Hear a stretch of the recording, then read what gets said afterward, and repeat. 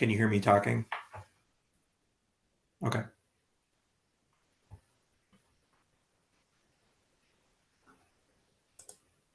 Yep.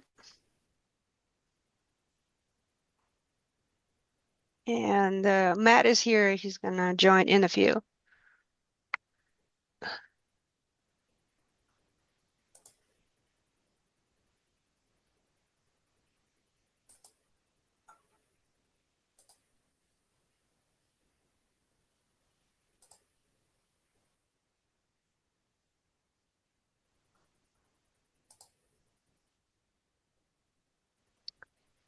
Choo, choo, choo, choo, choo.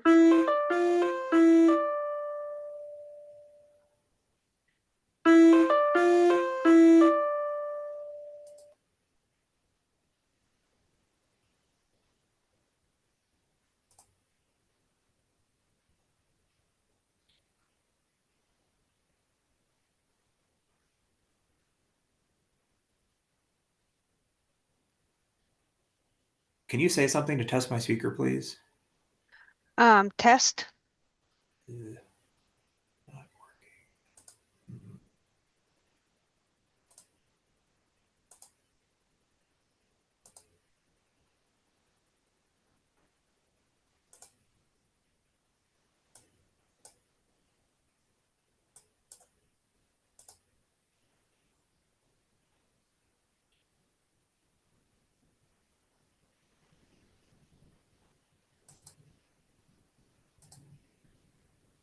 Can you try another audio test, please? Test. Oh, thank you. You're Finally got it. welcome. Joe Scoriance, can you hear me? I can hear you. Yeah. I have a new laptop, and everything I log into seems to not work for some reason. So I'll get it eventually. It's working now, though. So Well, of course, right before the, presentation, get a new laptop. Yes. exactly, exactly. Do you mind putting your camera a little bit down? Because we'll see you like this. Sure. Is that better? Perfect. A little bit Okay. more. A little bit more. Yes. Perfect. Got horrible. I got a window in front of my desk, so it Uh, makes me look like a white blob. oh, there you go. Yeah.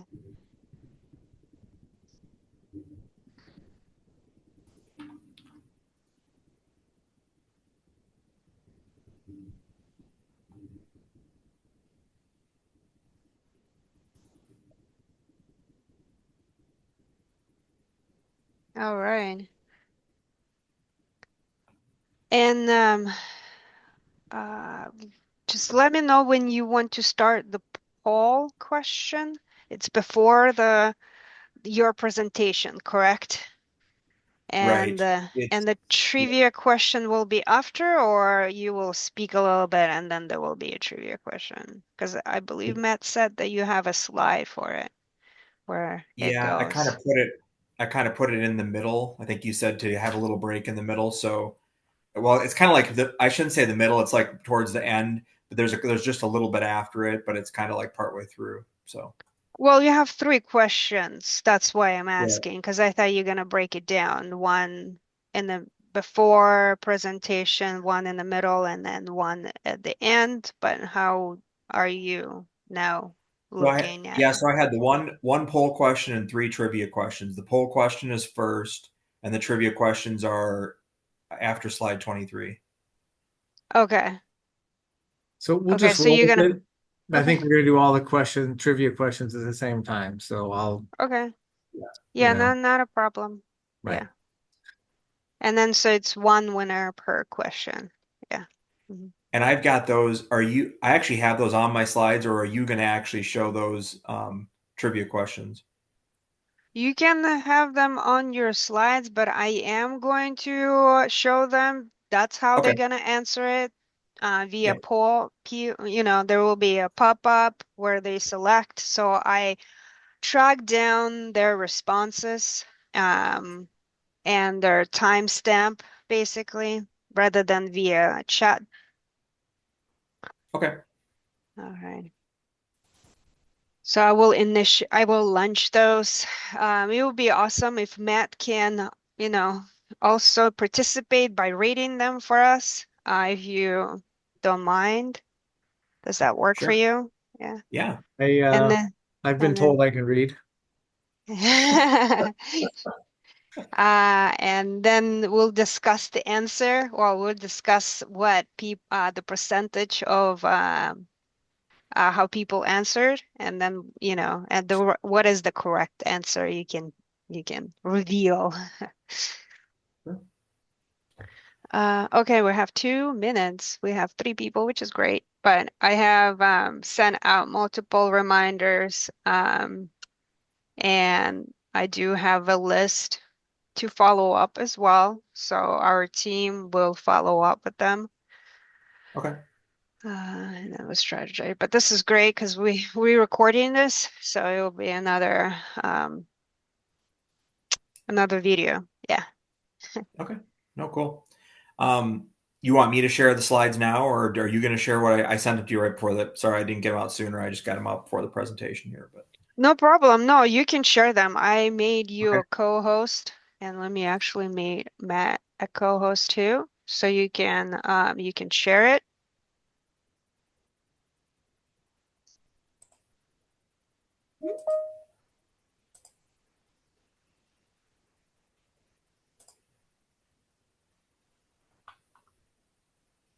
All right. So you can see the title slide, I'm assuming. Yeah. We can see your whole presentation, yes, with the slides window on the side. Okay. So it's not in presentation mode right now. It's in like the edit mode, I think is what that's called. Yeah, it is on presentation mode on my computer. I know there's some little setting here that I forget in Zoom how to fix that. Let's see.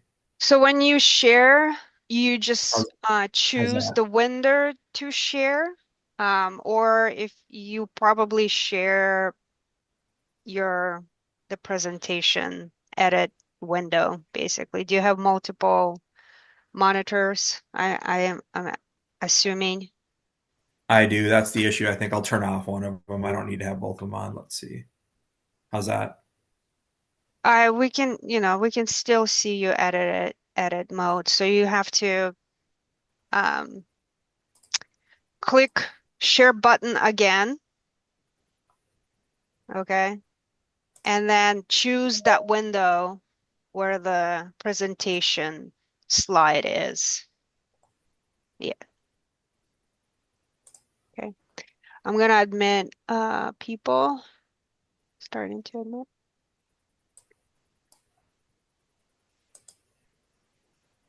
Hello, hello. Thank you so much for joining us today. Um, we will have just a 1 minute for other attendees to settle in, and we will kick this off with Matt Eichmann. He's gonna briefly give us introduction, and then we'll go and pass down the mic to Joe. Again, thank you so much for joining us.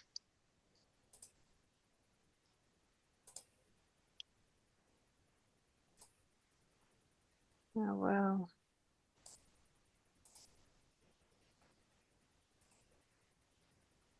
All right. Yes. And how's everybody going? How's Matt? How's your drive, by the way, Matt? Fine. Only a dozen traffic accidents, but I managed to avoid all of them. Oh, really? I thought it would be much more easier going in the morning rather than the little afternoon. No, No? Bay Area traffic. Yes. Yeah.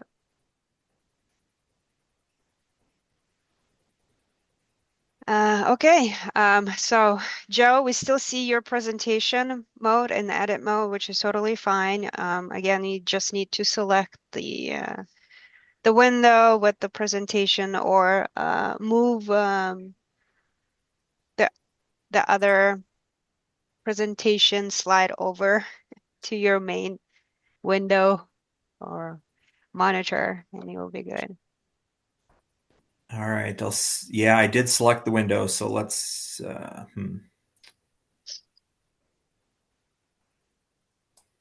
Maybe it's still connected. Maybe you just turned it off, but you didn't. Yeah. How does that look? Well, we still see your Yeah, we can do the presentation, which is, slides, so I think that's the main thing. yeah, We'll roll with it. yeah. So we think Jane ready to go? Yes, let's go. Okay. Awesome. Great. Well, welcome everybody. My name is Matt Eichmann. I'm with KIS. Here with Jane Litvinenko with our marketing team and Joe Skorians with our Eaton partner here. We appreciate everyone joining. For those who don't know anything about KIS, just want to let you know we started in 1988. We're a privately held organization, formed kind of like a CPA or law firm with practice areas. The practice areas are led by consultants. The consultants have engineers that work for them. So it allows each of those consultants to be subject matter experts in the technology verticals that they cover. The primary verticals are cloud, network security, data center, physical security, as well as project management. True to our roots, we have always been a product reseller, and we tend to focus with best of breed partners as well as emerging technologies. It's one of the reasons we enjoy our partnership with Eaton. Eaton, like KIS, has a long history, although Eaton's goes back to 1911 when they were first founded. They are a global organization worth $23 billion. So a very diverse organization with a huge background. We're going to focus today on the electrical end of Eaton's service offering, right, which is in the data center, racks, PDUs, right, UPSs, and software, all the fun things that'll go in around it. Joe's going to spend time going into more detail about story he wants to tell around about Eaton and its value to you in your organization. So we will have a few trivia questions a little later in the presentation. Those questions will have, kind of first to answer correctly. We'll let you know who answers those correctly subsequent to the event. We'll send out a video copy of this presentation, as well as $50 Omaha Steak gift cards to those who answered the trivia question first and accurately. So with that, I will turn the mic over to my colleague, Joe. Okay, great. Yeah, so to get things started, what we're talking about today is AI, and we're going to focus on a couple different aspects here. Obviously, AI has been kind of the catchphrase, right? In the every year, it seems like there's some sort of new term that's kind of the hot topic in the IT space, and AI has definitely been the winner for 2024. So we're going to talk through kind of give a glimpse of what we see coming from an infrastructure standpoint, and then some practical applications of how AI can help from a software perspective with managing your infrastructure. And to start things off, we do have a poll question. You can't win a steak by answering this question correctly because there's no right answer. The right answer is whatever you want to answer. So this is just to kind of warm things up and get us going. So And you should have received a little pop-up window. So please go ahead and punch in your, submit your answers. Thank you. We have about 50% answered. So go ahead, punch in, and we'll check out the results in a few.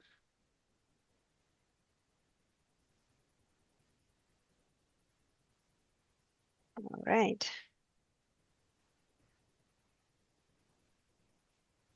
And let's end the poll. Thank you very much for submitting your answers.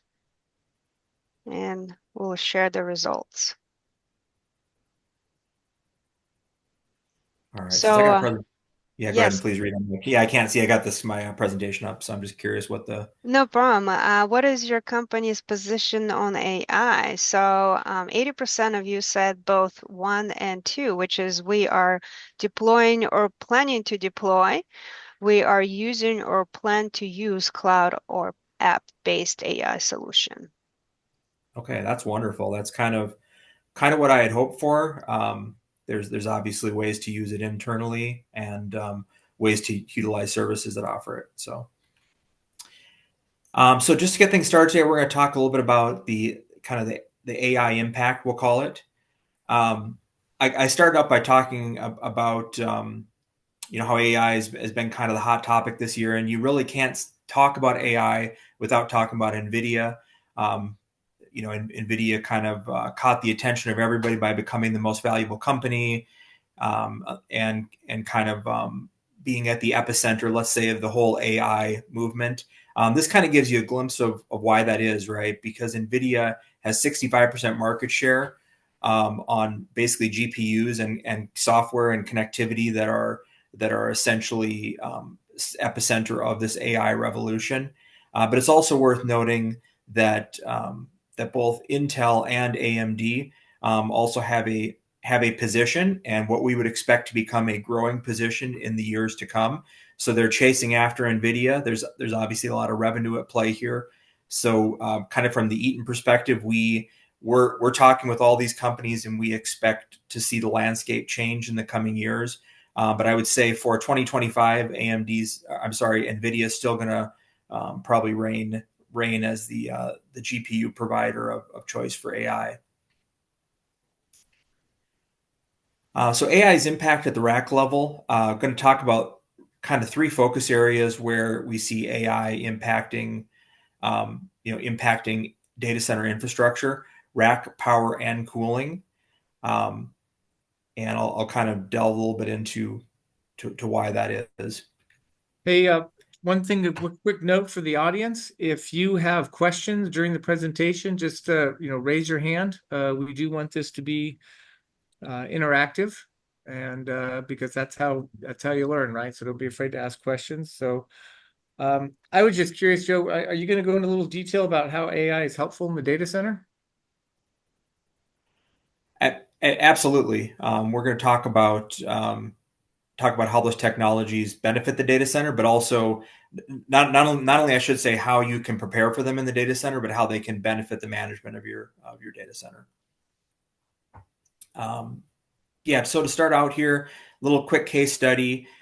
This is kind of a newer, I would say, GPU server optimized for AI, Dell PowerEdge XE8690. I'm not going to run through the speeds and feeds here, but kind of focus on some of the critical challenges that we see with this hardware. Number one, 40-inch server depth, which is quite a bit deeper than what you would expect from a traditional server. They require higher temperature power cables due to the higher operating temperatures and higher kW rating of the server itself. And the power input on this is 16.8 kW per server, which is quite a change over what we've seen in previous years from a power perspective. So as Joe, we kind of your yeah. slides aren't, if your slides aren't moving at this point, didn't know if you're aware of that or if you were moving from one slide to another. There we go. Okay, can you see the yeah, I don't know if you yeah, can broaden the window. I don't know if you can go to full screen on that slide. Presentation mode. Yeah, it is on mine. It's in presentation mode. So I guess the question is, what's going on here? So bear with me a second. Let's try this.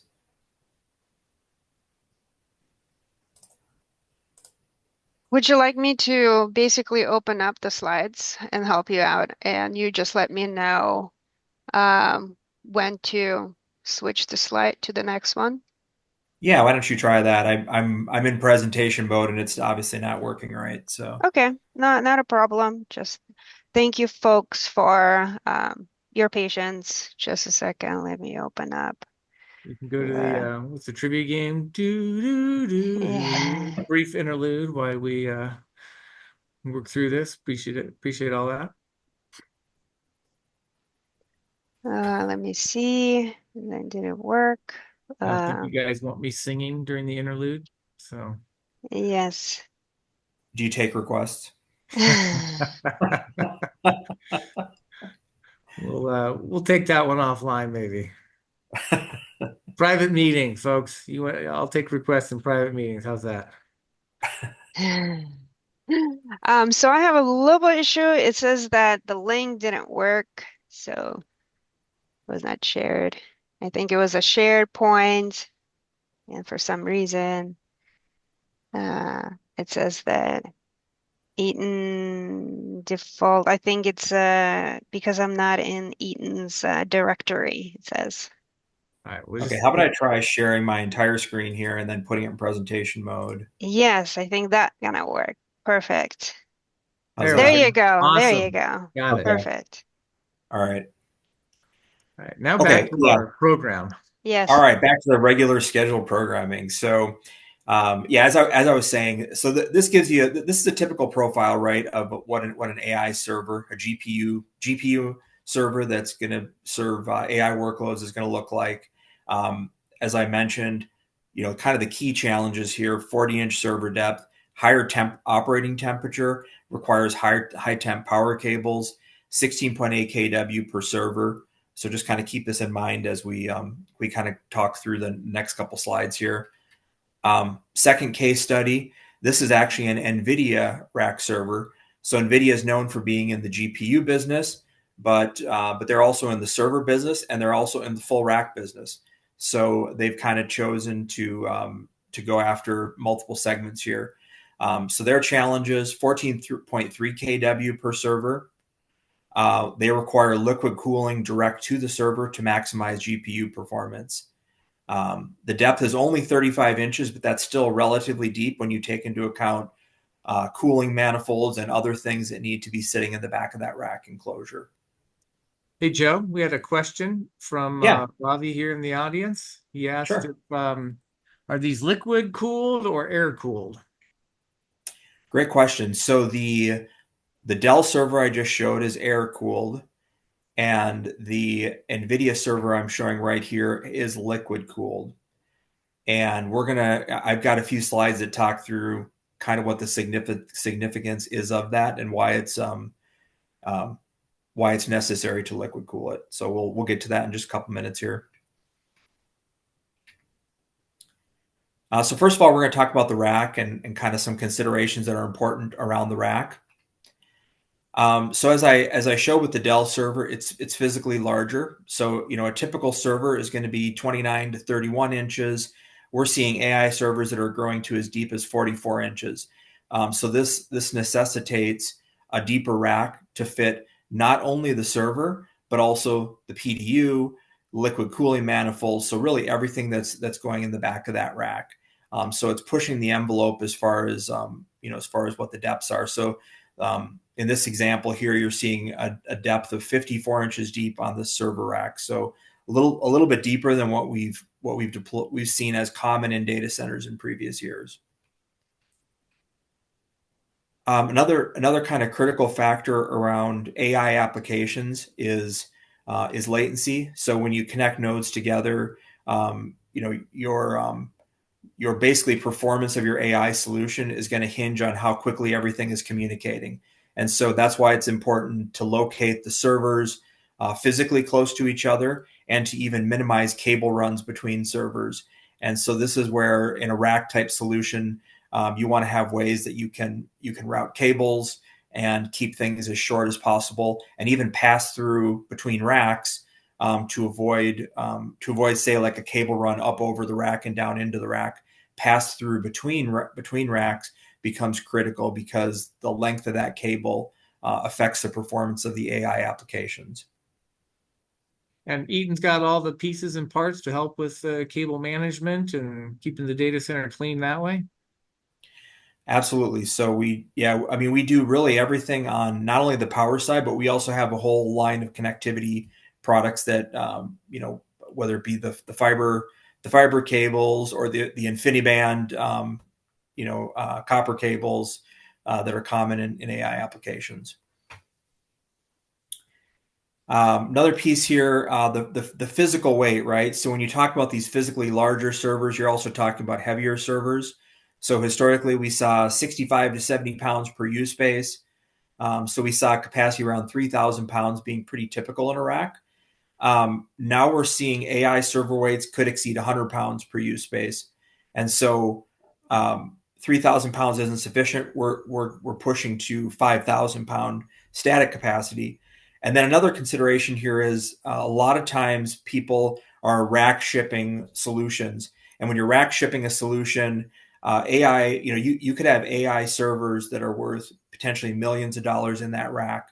And so you need a durable rack that can hold the weight and and ship without getting any sort of damage. So not only static capacity but also transport capacity becomes important.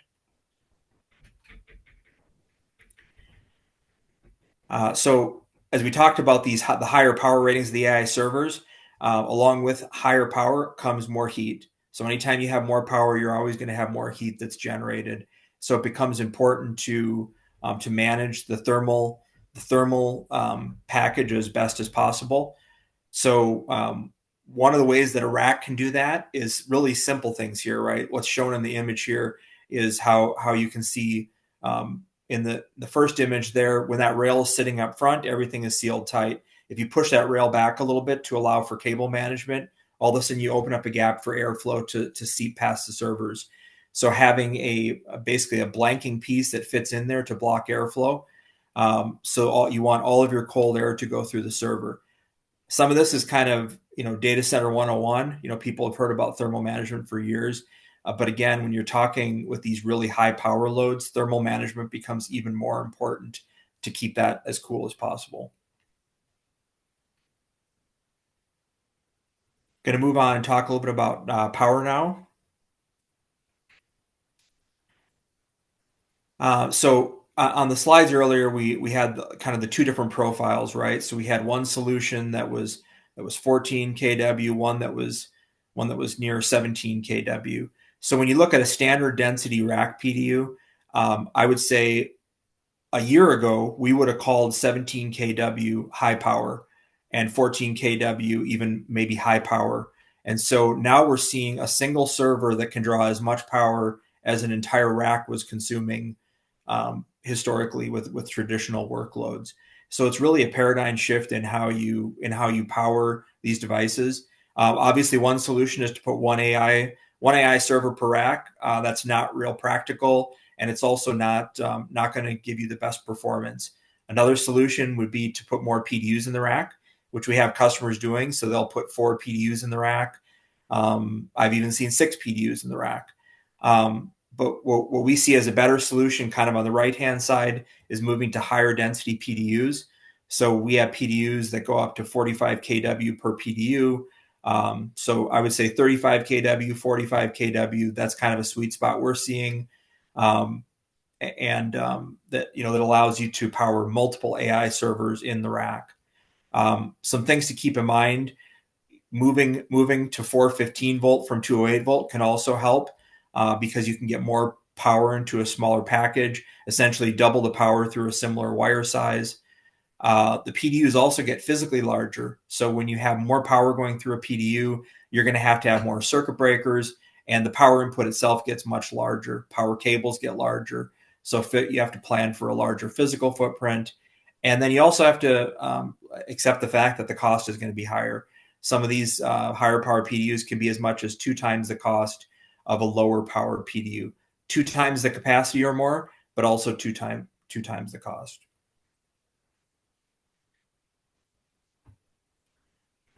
Moving on, talking about cooling. So I said before, whenever you have more power, you're also going to have more heat that's generated. So this little chart here is something someone on my team put together that kind of painted a picture of how you cool kind of at different kW levels. So when you're talking about relatively small kW levels at the rack, your traditional raised floor air conditioning, forced air cooling works really well. You probably want to have containment to channel your airflow. That's pretty effective. Realistically, up to about 20 kW, it's a very effective solution. When you get to that 20 kW mark, you start looking at things like maybe supplemental in row cooling. So maybe air air conditioning essentially that's put within the road to help give some supplemental cooling. There's rear door heat exchangers are something that we see people deploy kind of in that spot. But then you kind of get to a point where liquid cooling becomes really critical. So liquid cooling has a couple different variants, direct to chip and immersion. You've all probably heard of both of them. Direct to chip is essentially basically running a hose into your server, where immersion is actually putting the server into a tank.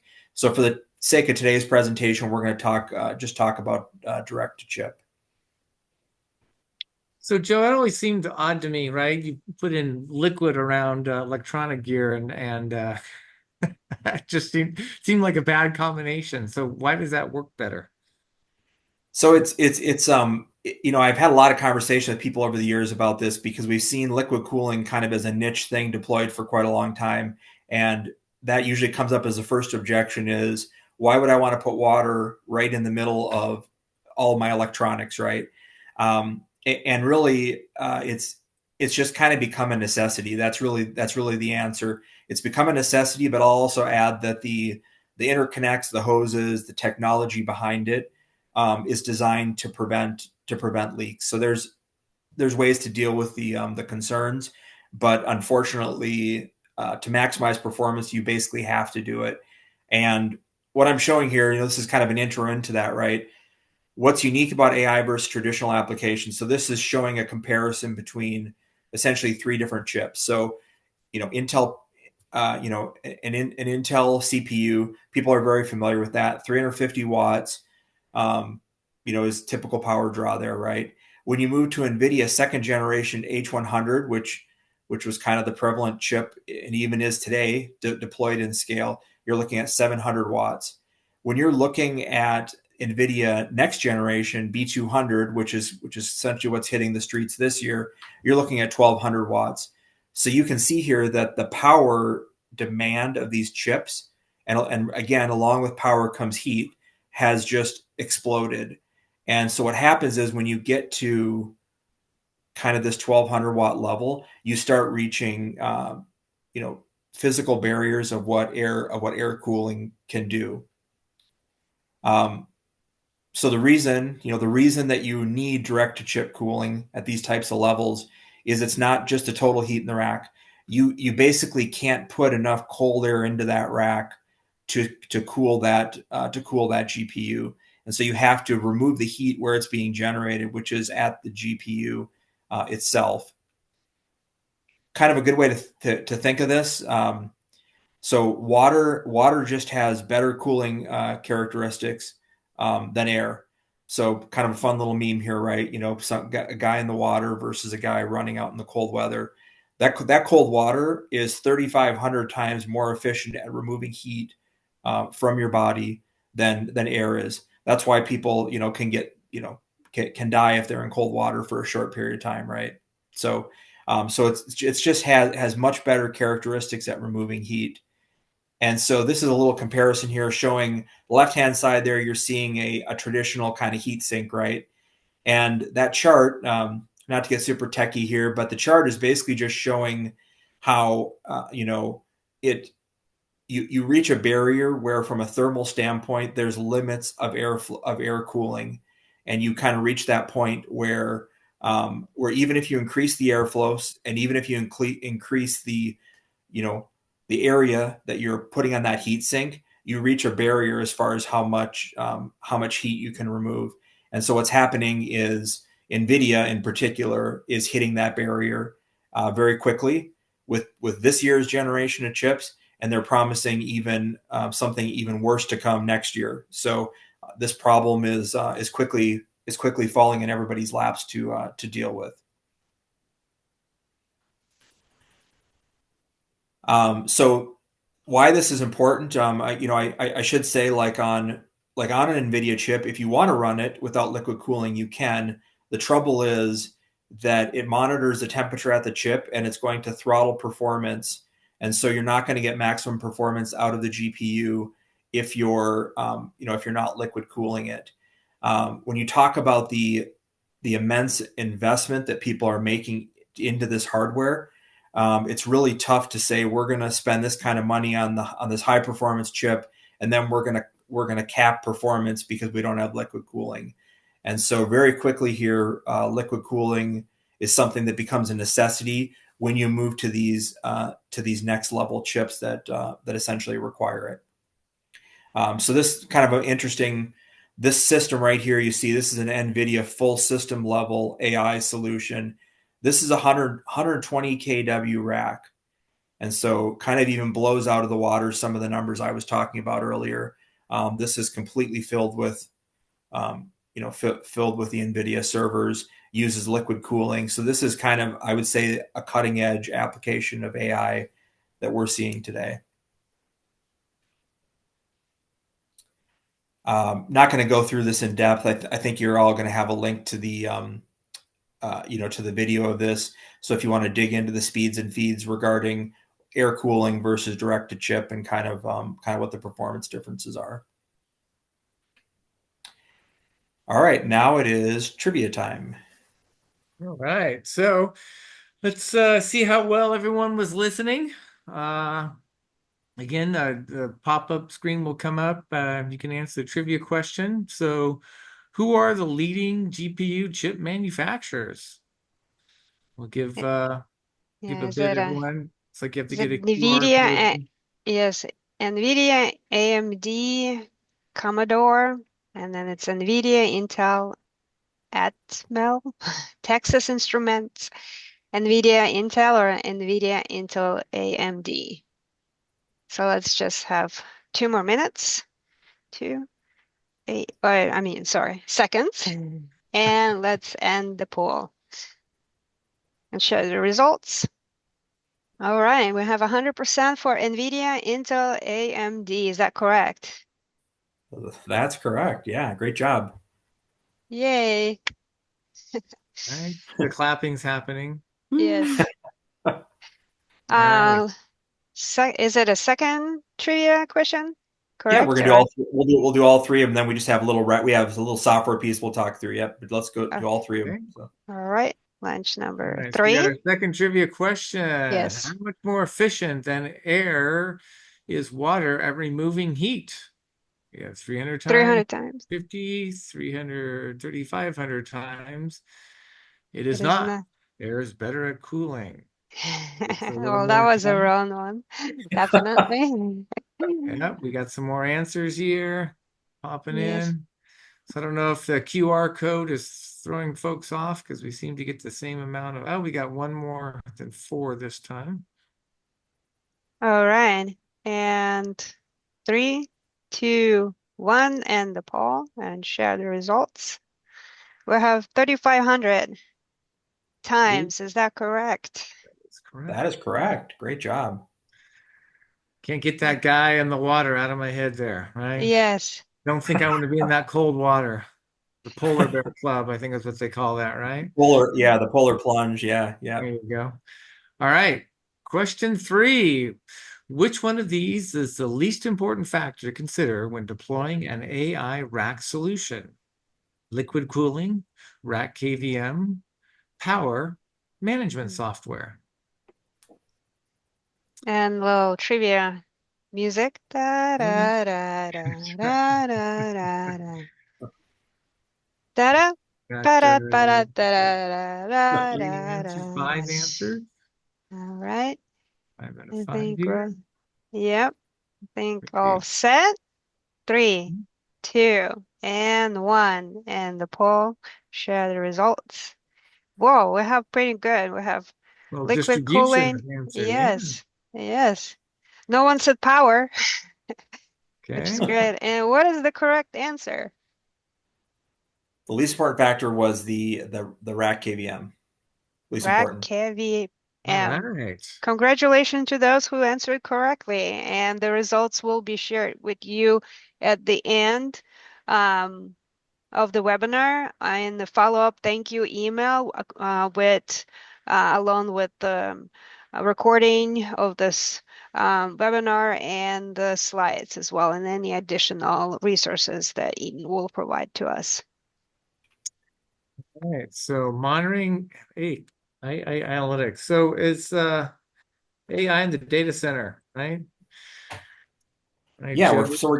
we're getting the piece of how AI can actually do things to help you in your data center, right? So the first piece is really talking about how when you're deploying AI, considerations, and then the second piece here is, from a practical standpoint, what can we do with AI to help our operations? So it's no secret um, AI is everywhere, right? It's seeping into everything we do, and I think it will continue to find new ways to improve our daily lives. And so from Eaton's perspective, and I'm sure other manufacturers in our space, right, are all looking at ways to use AI to help, to help improve our products and to help improve the performance of our products and the performance of your environment. And so we'll talk through a couple things here that, that are critical around that. Um, so just kind of in general, software. When we think historically about software, how can software manage your infrastructure?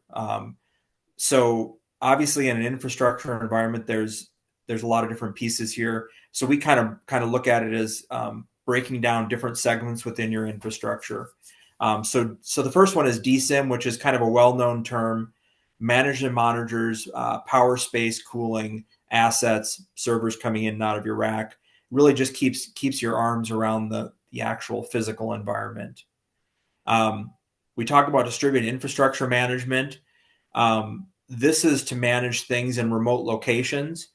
We have customers who maybe a gas station, right? They have 3,000 locations, and they have a data center, but they also have 3,000 locations where they're trying to manage all their IT assets.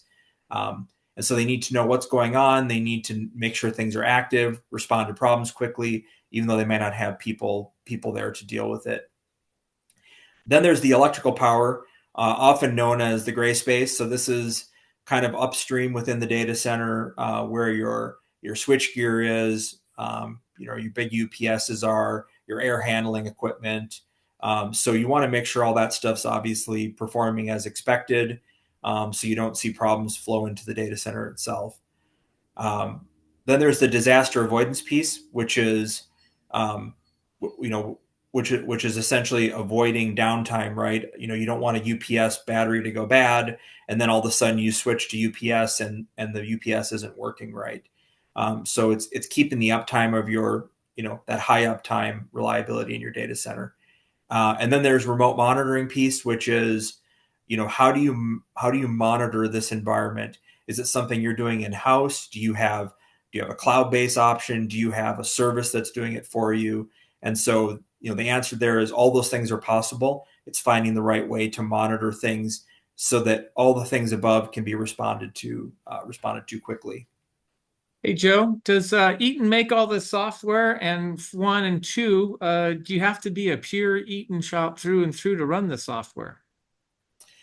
Yeah, so Eaton does all those pieces, right? Everything I just talked about. We have software packages that can do individual things within that, or we have comprehensive solutions that can do all of it. So our approach is really kind of an a la carte, where you can get the pieces you want, and they all talk nice to each other, and they're 100% vendor agnostic, meaning we acknowledge the reality that nobody uses all Eaton equipment. Nobody uses all of our competitors' equipment.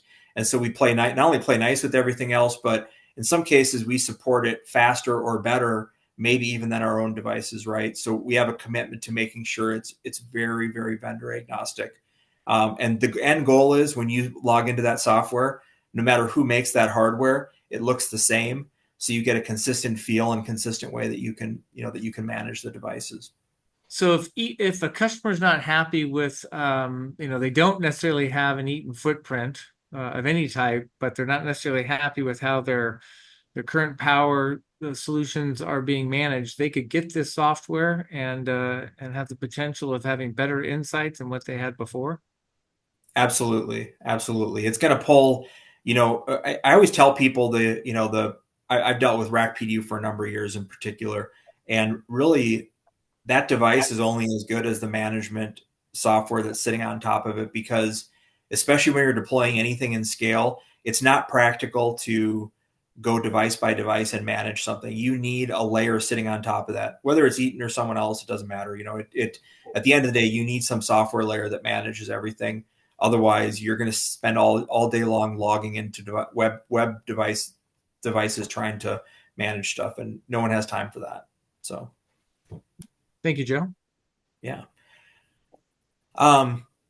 So this is kind of looking at software from another perspective. What are the pain points? Meaning, what are the things that are a time waster for you and your environment, and the ways that software can relieve some of that for you. So asset management's a huge piece, right? You've got these very expensive devices coming in and out of locations. You need to keep track of where they're at. You need to keep track of maintenance, keep track of the life cycle. Capacity management, very important. You need to know where you have space to add new devices. You want to be able to run what if scenarios. What if I put this server in? Will there be enough power at this rack? You want to make sure that when you're running out of power or cooling capacity, that you're planning ahead to add more. So having something that can give you reports as far as where you're at today is the only way you're going to know where you need to go tomorrow. Power management. Eaton's a power management company. This is a topics near and dear to our heart. But this is, all the reports that people are being expected to send up to management around what they're doing to increase efficiency, to reduce your power footprint. As a blessing and a curse with AI is the immense power demand that it's going to put on our electrical infrastructure. So when you're drawing more power than you were last year, people are asking questions. Why are you doing that? How can we be more efficient? So again, power management helps you achieve those sustainability goals. Environmental monitoring. So this is where you can do things like optimize the airflow. You can not only measure temperature, you can do thermal heat mapping. So you know where those hot spots are, maybe where you need to deploy some spot cooling or other things. And the goal being, optimizing your PUE. Change management. So having better processes around how devices are implemented in the data center. You can generate tickets, you can track tickets. So it's just, the goal is meant to automate things, make it easier for your staff or for third party to make changes in the data center. And then I'm going to get into this a little more later on, but where I think things get more exciting is when you talk about managing virtual machines, being able to do things proactively in a virtual environment with software. And the last piece here, staff augmentation. So using automation and remote control to take a burden off of your staff. So this isn't about needing less staff. It's about acknowledging the reality that we're all short-staffed, right? So we're trying to do more with less. There's an abundance of work, and how can software help you do that more efficiently? I won't get super deep into this. This is kind of the speeds and feeds of kind of real specific things you can do with software. I'll just pick a couple of things that that I see come up as a common theme with people I talk to. Things like managing firmware on devices, like power devices, configuring devices, so being able to get things on the network quickly. Alert and alarming is super important to people. So finding out about a problem and having a way to alert people that's logical, right? So you know who you're alerting, and you have escalation points if people aren't responding. The second image there in the middle, that's showing a thermal map of a data center. So very visually, you can see where your hotspots are. You can see maybe where your problem areas are. So by being able to visualize things like this, I find it more valuable than just a report. We can spit out a bunch of numbers, but when you can see what's going on, I think it helps find problems faster. And then the last piece here, remote monitoring service. So sometimes people don't want to necessarily have on-premise software. They want to push it to the cloud, and they want to have someone like Eaton monitor their devices for them. And so this is an option to not have any sort of internal burden, but still have the same the same monitoring capabilities. It looks like there's an app available on a mobile device of some type you can do for this monitoring as well. Absolutely, mobile app capable, web. It's all web based, so it's so you don't have to have clients installed on your laptop. It's web based, so you can just log into a website to get access, or on a mobile device, like you just mentioned. We already talked about this, but vendor agnostic solutions are critical. So, really the software package, any software package you use needs to talk open protocols, needs to support third party devices. Uh, Something I always preach to people, no matter who you use, ask that question before you sign on the dotted line, what the compatibility looks like for third party devices. Because there's some vendors out there who really use software as a way to lock themselves into an account. Um, it's not a great practice in my opinion, but sometimes it does get people in a stuck in a bad spot. So predictive analytics, I think this when we talk about AI, this is where AI is really helping us, and where in the future Eaton is going to use AI more in our software. And so for a number of years now, with our big UPSs and now with some of our smaller UPSs, we have a way where we can collect anonymous data, and it's one-way traffic, so there's no way to get into the device and do anything. But it's basically internal analytics about the UPS itself and how it's operating. And so when you think about large UPS in particular, um, there's capacitors in there that have some sort of maintenance schedule. And so the kind of historic approach has been, okay, we're going to give you a schedule. We're going to say every 2 years you need to rebuild this. Every 5 years you need to replace batteries. And so we've had kind of just kind of like a car, right? Like we said, on at certain mileage you should do this. So now we're moving to a different approach where we're real time monitoring things, and we're saying, okay, in one environment, those capacitors are operating at a higher temperature, and actually you need to have that service done sooner. In another environment, the capacitors are operating at a lower temperature, and you can wait longer to have that service done.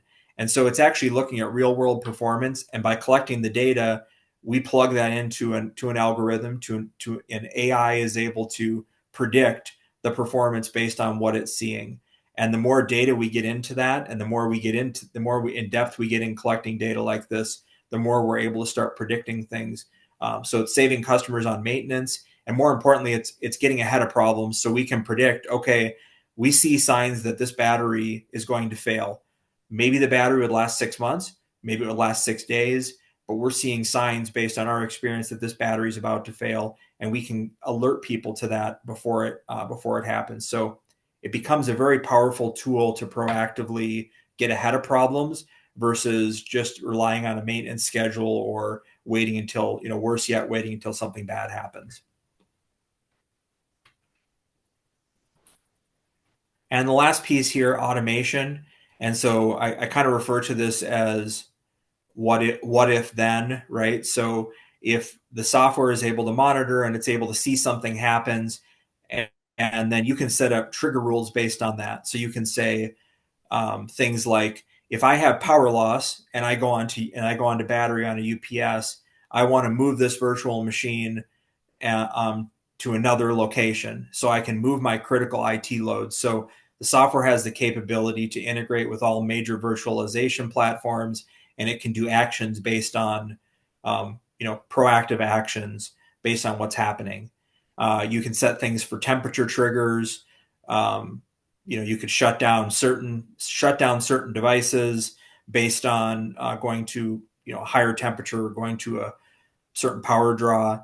So really, the possibilities are endless, and as this evolves, the goal is to have more recommendations made, and to really get it to the point where you can do things with the software without having to manually intervene all the time. And to be clear, you can manually intervene if you don't want things automatically happening. You can be the one who does everything. This is just a tool where you can set up rules to make things happen, to streamline things and make it more efficient. So this software will get into deep, granularity of, like, say, a physical host in a virtual environment. It would recognize potentially, in a 5-host environment, that host 2 is having issues, and alert the administrator to move the VMs, or even automate the process, triggering vCenter to take those actions on behalf of the end user. Absolutely. Yeah, the software is fully integrated. So it's and I'm not a full expert on this, but basically there's a process we go through where we integrate. It gets approved by by VMware or whoever's we're compatible with other virtualization platforms too, and essentially we're certified. Our solution is certified. So and they typically recommend us as a partner, our software solution as a partner solution. So. Good stuff, Joe. Yeah. So that kind of brings us into the end here. The key takeaways that I kind of want to leave everybody with. AI workloads are really creating new challenges with power and temperature, GPU servers. That's going to become more common. So the generation we're seeing today is requiring liquid cooling, is requiring these higher power solutions. So even if you're not seeing that today, know that it's out there, and whatever is out there today, is something you're probably going to run into in the coming months or years.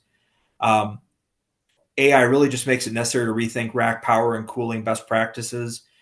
So, Eaton has resources to talk through what we recommend to help solve some of those challenges. And then when you're looking at software, consider how AI can be infused into that software to make um, basically to make things happen, right? So we're going to continue that evolution of how AI can help us. It's an ongoing effort for us, but think about how that can help streamline your operation. The final thing we just wanted to put out there, Eaton does have on-site assessment opportunities. And that's something that I guess you guys can talk, we can talk a little more about it, but basically you can schedule someone on site who's a power and infrastructure expert. They can put together a free report that says what we see, makes recommendations, and just to help update or improve what you already have working. Excellent. Well, we appreciate all that, Joe. Great information. Just a quick note on that with regards to the power assessment. We're happy to reach out to you to schedule an appointment, talk through your environment. That is a $1,500 value that Eaton is willing to move aside to help you with your power requirements. So we're happy to reach out to you, set that initial discussion about that assessment, and be able to move on to next steps. So as a reminder, we again thank you for attending today's session. Any questions or comments, please reach out to us or any of the Eaton team members. We're happy to follow up and answer any questions that you may have. You will be getting, again, as Jane mentioned, recording of this, as well as notification to those who were trivia winners. So